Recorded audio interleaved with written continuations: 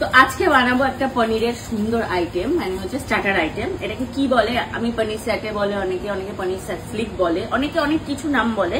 তো জানি না, আমি আমার মতন করে রান্না করছি, তো দেখতে থাকো।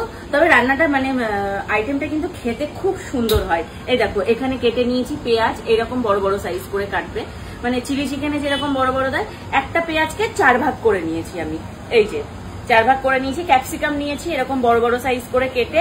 এইবার পনিরটা কাটবো। এই দেখো, এইরকম একটা বড় সাইজের পনির। এইটাকে আমি কিভাবে কাটবো দেখো, এই যে একটা ভাগ করলাম, এই যে টোটাল এই যে 3 ভাগে ভাগ করলাম ব্যাপারটাকে। দেখো সবকটা কিন্তু সমান হয়েছে, সবকটা ভাগ সমান হয়েছে। এখান থেকে এই যে 1, এই যে 2, আর এই 3, 4, টোটাল এখান থেকে আমি এই যে এইভাবে পিস বার করে নিলাম, 16 পিস বার করে নিলাম। একটা পনির দিয়ে 16 পিস হবে। এইবার এটাকে কি করব সেটা তোমাদেরকে দেখাচ্ছি।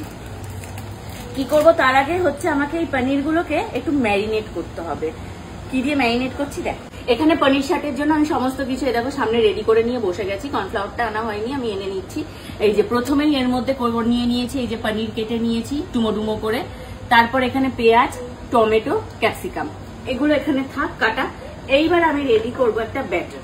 এই ব্যাটারে প্রথমেই দেবো এই যে টক দই, অল্প করে টক দই দিলাম, কারণ এইটাই হচ্ছে পনিরের গায়ে লাগানো হবে। তো এই ব্যাটারটাকে দেখো কিভাবে বানাচ্ছি। আদা রসুনের পেস্ট, আমি কেনা আদা রসুনের পেস্ট ইউজ করছি, কারণ ওইদিকে এখন কাজ চলছে, এখন ওইদিকে যাওয়াও যাবে না। তো এই যে একটু আদা রসুনের এই যে পেস্ট, যেহেতু অনেকটা পনির আমার আদা রসুনের পেস্ট এতটা লাগবে, দিলাম। এইবার দেবো তন্দুরির মশলা, যেমন হয় স্যাটের মশলাটাও কিছুটা সেরকমই হবে, শুধু তন্দুরি মশলাটা দিব না। দিচ্ছি ধনের গুঁড়ো, এই যে এখানে দিলাম ধনে গুঁড়ো। এই যে অনেকটা যেহেতু আছে আমার লাগবে এতটা জিরে ধনের গুঁড়ো আমার লাগবে। টক দইও হয়তো আরেকটু লাগবে, আমি আগে বানিয়ে নিই তারপরে দেখছি। এই যে দিলাম শুকনো লঙ্কার গুঁড়ো, দিলাম একটু গরম মশলা, দেখলে একটু গরম মশলা দিলাম। তোমরা আগের দিন দেখলাম অনেকেই কমেন্ট করেছো তন্দুরিতে গরম মশলা কে দেয়, দিয়ে একবার খেয়ে দেখো, আশা করি ভালো লাগবে। এবার দিয়ে দিচ্ছি এর মধ্যে এই যে জিরের গুঁড়ো, এতটা জিরের গুঁড়ো গেল। যেহেতু পরিমাণটা এই দেখো এতটা, তো যার জন্য মশলা কিন্তু একটু লাগবে। আবার কেউ কমেন্ট করো না এত রিচ বা কিছু, না হলে মানে একদম ফ্যাকাশে লাগবে, টেস্ট লাগবে না। আর এটা তো ফ্রাই হবে তারপরে। তো এবার দেবো একটু গোলমরিচের গুঁড়ো, একটু বেশি করে গোলমরিচের গুঁড়ো দেবো। এইবার দেবো হচ্ছে এতে এই যে সয়া সস। বাবা, সয়া সসটার মুখটা এই এতটা সয়া সস, এটা যেহেতু ডার্ক সয়া সস, এইটুকুনি দিলেই যথেষ্ট। এইবার দিচ্ছি চিলি সস, সবই প্রায় মানে একদম শেষ হয়ে গেছে। এইবার এর মধ্যে একটু দিয়ে দেব কর্নফ্লাওয়ার, খুব বেশি নয়, অল্প দেবো, কেননা অনেকে এটা আলাদা করে ব্যাটারে দিয়ে তারপরে হচ্ছে তোমার চুবিয়ে ফ্রাই করে, অনেকে আবার একবারে ম্যারিনেশন করে সেটা দিয়েও ফ্রাই করে। এটা অনেক রকম পদ্ধতি হয়। এবার যেটা তোমাদের যত তাড়াতাড়ি সুবিধা মনে হবে, মানে যেটা মনে হবে তাড়াতাড়ি হবে সেটাই করবে, না হলে আলাদা করে আবার ম্যারিনেশনের ঝামেলা করতে হয়। এই যে এবার দিয়ে দেব এর মধ্যে নুন, এই চলে গেল নুন, আর একটু লাগবে যেহেতু অনেক আছে। তো চলো এবার ম্যারিনেশন শুরু করি। সুন্দর করে এটাকে একদম দেখে দেখে সুন্দর করে ম্যারিনেট করে নিতে হবে। জল দেবে নাকি? না, জল দেবো না, কোনো জল টল কিচ্ছু যাবে না, পুরোটাই দই আর মশলার উপরেই হবে। এই যে সুন্দর করে সাইড থেকে যে পনিরটা আমি কেটে নিয়েছিলাম, একটুখানি এক্সট্রা ছিল, সেই পনিরটা আমি এর মধ্যেই একবারে ম্যারিনেশনে দিয়ে দেবো, টেস্ট আরো ভালো লাগবে। দেখো কালারটা কেমন এসছে। তোমরা চাইলে এর মধ্যে কাশ্মীরি লঙ্কার গুঁড়ো দিতে পারো, যদি লাল লাল কালার কেউ পছন্দ করো, কেননা ফ্রাই হলে একটু লাল লাল কালার থাকলে ভালো লাগে। এই দেখো এখানে আমি নিয়ে নিয়েছি সবটা এক জায়গায়। এর ওপরে এইবার এই ইয়েটা দিয়ে দেবো, এই পুরো ব্যাটারটা এর মধ্যে দিয়ে দিলাম, দিয়ে এটাকে সুন্দর করে ম্যারিনেশন করে নেব। আমরা যেহেতু আজকে লোক বেশি, ওই জন্য একটু বেশি পরিমাণে বানিয়েছি। তোমাদের বাড়িতে যেমন লোকজন হবে বা তোমরা যে কজন খাবে সেইভাবে তোমরা বানিয়ে নেবে। এই যে সুন্দর করে এটা দিয়ে দিলাম, দিয়ে এইবার এটাকে এর মধ্যে ম্যারিনেশন করে সবকিছুর সাথে মাখাতে হবে, পনির থেকে শুরু করে ক্যাপসিকাম থেকে শুরু করে সবকিছুর সাথে আস্তে আস্তে করে মাখাবে, পনির ভেঙে যেতে পারে না। এবার রেডি হবে হচ্ছে এটার ব্যাটারটা। যেহেতু আমার এখানে দেখো এইভাবে করেছি আমি, ওই জন্য আমি হালকা করে একটু ব্যাটারেও চোবাবো। তো সেই জন্য এবার দেব হচ্ছে, তোমরা অনেকেই আমাকে এর আগে বলেছিলে টক দইটা একটু কোনো শুকনো কাপড়ে চেপে নিলে কি হয়, জল জল ব্যাপারটা থাকে না, কিন্তু ওটা আজকে সময় পাইনি, তার জন্য এই যে একটু করে রেখেছি। এইবার হচ্ছে আমি আলাদা করে ব্যাটারের জন্য এখানে নিয়ে নিয়েছি কর্নফ্লাওয়ার, তার মধ্যে দিচ্ছি একটু এই যে গোলমরিচের গুঁড়ো, গোলমরিচের গুঁড়ো দেবো একটু, এই আর দেব হচ্ছে এই যে ডিম, একটা ডিম দিয়ে দেবো ভেঙে, একটুখানি নুন দিয়ে দিলাম এর মধ্যে, আর দেবো এই ধনে পাতাটা। ধনে পাতাটা এর মধ্যে দিচ্ছি যখন ব্যাটারে গোলাবো, যেটা গায়ে লাগবে লাগবে, না লাগবে না লাগবে। কারণ ধনে পাতা বা পার্সলে পাতা দিলে ভালো হয়, পার্সলে পাতাটাও এর সাথে খুব ভালো যায়।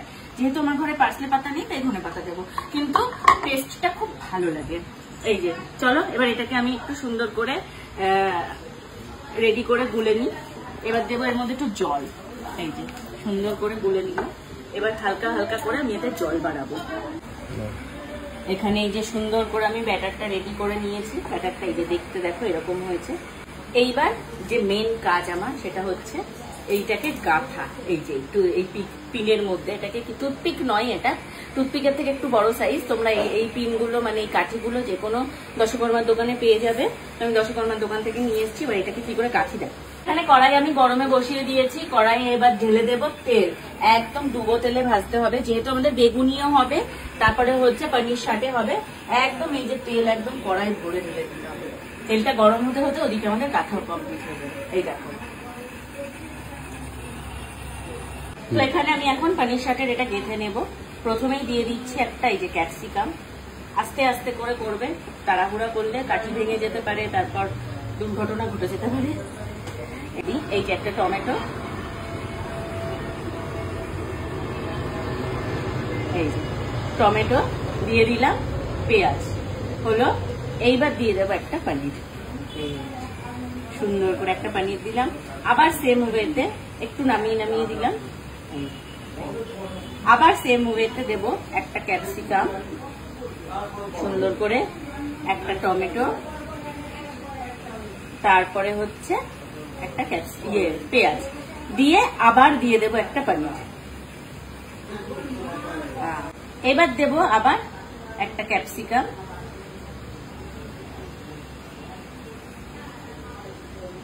এই যে একটা টমেটো, সুন্দর করে ঢেকে দিলাম একটা পেঁয়াজ দিয়ে। দেখো ভালো লাগছে না দেখতে? এই প্রথমে দিয়ে দিয়েছি একটা ক্যাপসিকাম, এই যে তারপরে দেব হচ্ছে একটা পেঁয়াজ, এই যে সুন্দর করে গেঁথে দিলাম একটা পেঁয়াজ, একটা টমেটো, এই যে এইবার দেব হচ্ছে একটা পনির, এইবার তার মাঝখানে দেব হচ্ছে একটা পেঁয়াজ। এই যে যে যেরকম ভাবে এটাকে সুন্দর করে তোমরা একটু রেডি করে নিও, খেতে ভালো লাগবে, মানে যেভাবেই করো না কেন এটা এমন একটা জিনিস খেতে খুবই ভালো লাগবে। এইবার দিলাম হচ্ছে একটা পনির আবার, এই যে এইবার পুরো ব্যাপারটাকে আমি সুন্দর করে এই যে একটু মশলা ফসলা মাখিয়ে ঢেকে দেব। ঢাকার জন্য এবার দেব হচ্ছে আবার একটা ক্যাপসিকাম আর দেব হচ্ছে এই যে পেঁয়াজ।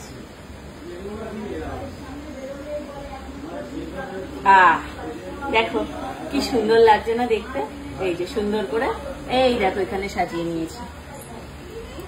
কড়াইতে দেখো তেল গরম হয়ে গেছে, আমার পনির সাথে নিয়েও আমি চলে এসেছি। এইবার করব এই যে ব্যাটারে ডোবাবো সুন্দর করে, এই পিঠ ও পিঠ করে, খুব বেশি নয়, এই যে ডুবিয়ে তেলে দিয়ে দেবো, দিয়ে দিলাম সুন্দর করে। গ্যাসটা একদম কম জালে রাখতে হবে, না হলে একটু বেশি ওভার ফ্রাই হয়ে যাবে।